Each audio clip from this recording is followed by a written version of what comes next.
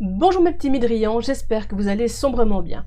Aujourd'hui, je vais rapidement faire un petit point de vocabulaire.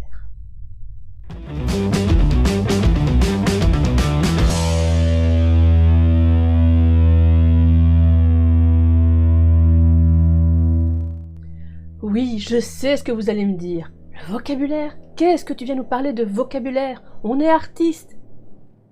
Vous allez comprendre tout de suite de quoi il en retourne. Dans les prochaines vidéos, vous allez le remarquer, je vais utiliser beaucoup de termes, des termes juridiques, des termes techniques forcément, mais il y a certains termes sur lesquels on risque de se méprendre, vous et moi. Notamment, par exemple, un terme comme artiste professionnel. Pour vous, vous allez peut-être comprendre que je qualifie la technique de l'artiste, ou en tout cas son savoir-faire, alors que non, je ne parle que de son métier. Du coup, un petit rappel rapide sur le vocabulaire s'impose, ne serait-ce que pour que vous compreniez tous ce que je dis et ce que je veux dire, surtout. Plutôt important, non ? La première chose que je vais définir tout de suite, c'est ce que j'entends par le mot artiste. Je sais, ça paraît évident pour tout le monde, mais en fait, il y a une petite subtilité qui est importante de comprendre. Pour moi, un artiste, ce n'est pas les métiers catégorisés comme tels par l'ONEM. L'ONEM, pour ceux qui ignorent ce que c'est l'Office national de l'emploi en Belgique. L'artiste, pour moi, c'est toute personne qui pose un acte de création de manière régulière. Du coup, j'y englobe aussi dedans, par exemple, les écrivains, qui créent des univers dans leurs livres, mais aussi certains artisans, en fait, qui créent des œuvres d'art, qu'elles soient portables ou qu'elles soient regardables. Oui, pour moi, je trouve que certains artisans méritent clairement d'entrer dans cette catégorie artiste. J'y englobe évidemment les métiers même que l'ONEM qualifie comme techniques, comme évidemment les graphistes notamment, etc. Bon. Le deuxième terme sur lequel on risque, vous et moi, de s'accrocher, c'est ce dont j'ai parlé un peu plus tôt, le terme amateur et le terme professionnel. C'est vraiment important là de bien comprendre que quand je vais parler d'un artiste professionnel ou d'un artiste amateur, je ne parle absolument pas de la qualité de leur travail, mais bien du fait tout simplement qu'ils soient rémunérés ou non. Donc l'artiste amateur est bien un artiste qui qui dessine, qui crée pour le plaisir. Il ne vendra absolument aucune de ses œuvres, il ne va pas non plus monétiser de vidéos sur YouTube ou essayer d'avoir des monétisations sur Twitch, sur Tipeee, sur TikTok, peu importe. Donc il fait vraiment ça 100% gratuit. Il partage son travail de façon gratuite. Ça, c'est un amateur. Ça ne veut pas dire qu'il n'est pas doué, ça veut juste dire qu'il ne veut pas en faire son métier. Le professionnel, c'est celui qui gagne de l'argent avec son travail. Et c'est là où on a souvent un petit couac, c'est que le professionnel, en fait, il est professionnel dès le premier centime qu'il touche. Eh oui, c'est généralement là que nous avons des petits malentendus entre certains artistes et moi, qui estiment que 5 € ne fait pas de leur travail un salaire, mais en fait si. Et donc normalement il faut le déclarer, mais ça c'est un autre sujet que j'aborderai bientôt, je vous le promets, je crois que ça va être particulièrement croustillant. Voilà, donc amateur, c'est vraiment l'artiste qui ne désire pas vendre son travail, qui fait ça pour le plaisir et uniquement pour le plaisir. Le professionnel est celui qui vend son travail. Donc une monétisation YouTube, une monétisation Twitch, TikTok, peu importe, c'est professionnel. Et ben oui, même Tipeee, et encore pire avec les crowdfunding, même chose, c'est un sujet que j'aborderai certainement dans une prochaine vidéo. Voilà, donc j'espère que la différence est bien claire, je ne qualifie pas vraiment le travail de l'artiste, mais bien le fait qu'il se vende ou non.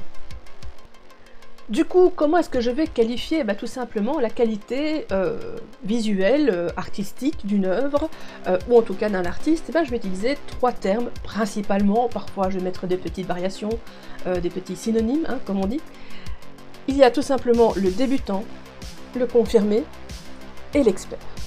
Voilà. Ce sont les 3 mots que je vais principalement utiliser pour qualifier, pour désigner en tout cas la qualité du travail de l'artiste. Je ne vais pas mettre de période de temps en disant qu'un débutant c'est entre 1 an et 5 ans d'apprentissage, de le confirmer de 5 à 10 ans, etc. Ça ne sert à rien parce que je peux vous assurer que je connais des artistes qui dessinent depuis 10, 15, 20 ans et qui sont à peine en train de sortir du stade du débutant au niveau en tout cas de la maîtrise technique de leur travail, et puis je connais d'autres artistes qui qui dessinent depuis 3 ans et qui eux sont déjà quasiment au niveau presque expert. La seule petite nuance que je vais dire, c'est que pour moi un artiste dit expert a aussi une expertise dans son domaine, une expertise c'est-à-dire une expérience. Donc J'attends par exemple d'un illustrateur expert qu'il ait travaillé en tant qu'illustrateur, peu importe dans quel domaine, peu importe pour qui, mais au moins depuis quelques années, qu'il puisse donner un retour réellement global et complet sur sa pratique et sur son métier. Ouais. Je pense avoir fait le tour au niveau vraiment des termes de vocabulaire sur lesquels on risque de s'accrocher malencontreusement. C'est vraiment ce problème de professionnel et de qualificatif de travail, etc. J'entends tellement de gens me dire « Ah, cet artiste-là, c'est un vrai pro !» Et oui, mais non, en fait, non, il ne vend pas son travail. Et il est très bon, hein, il est confirmé, mais il n'est pas professionnel, donc non. Donc voilà, je préfère justement qu'ici on soit bien d'accord sur ces bases-là, et que vous sachiez donc de quoi je parle quand je parle de amateur, professionnel, débutant, confirmé, expert. Voilà. Voilà. Je vais m'arrêter là pour aujourd'hui. Comme je l'ai déjà dit en commentaire de ma vidéo de présentation, je vais essayer vraiment de faire des vidéos très courtes, parce qu'on va aborder pas mal de sujets relativement lourds. Dans les prochaines semaines, je vais notamment aborder le statut de l'artiste en Belgique, je vais aussi aborder la réforme de ce statut qui est en cours actuellement, et puis après je vais commencer à rentrer dans les détails légaux, donc on va parler notamment de droit d'auteur. Le droit d'auteur monétaire, puisqu'on va parler du statut d'artiste, ça a un rapport, et puis comme on va parler de droit d'auteur monétaire, donc celui que les illustrateurs et les écrivains touchent, eh bien on va parler du droit d'auteur légal, et là je vais vraiment essayer de faire des petites vidéos très courtes parce que ça va être assez dense et touffu. L'idée aussi, c'est que lorsque vous aurez besoin comme ça d'une information, eh bien vous ne devrez pas vous retaper 20 minutes de vidéo pour trouver l'information en question. Comme les vidéos seront coupées et ce seront des petits épisodes, vous trouverez tout de suite l'info qu'il vous faut dans les 5 à 10 minutes que durera cette vidéo. Voilà, donc c'est fini pour aujourd'hui, je ne vous embête pas plus. On va donc passer aux choses habituelles, à savoir liker cette vidéo, abonnez-vous et activez la notification, comme ça vous serez prévenu de toutes les nouvelles vidéos que je pourrai poster. Passez en tout cas encore un excellent moment, j'espère que ça vous a plu, laissez-moi vos commentaires et à bientôt. Bye bye.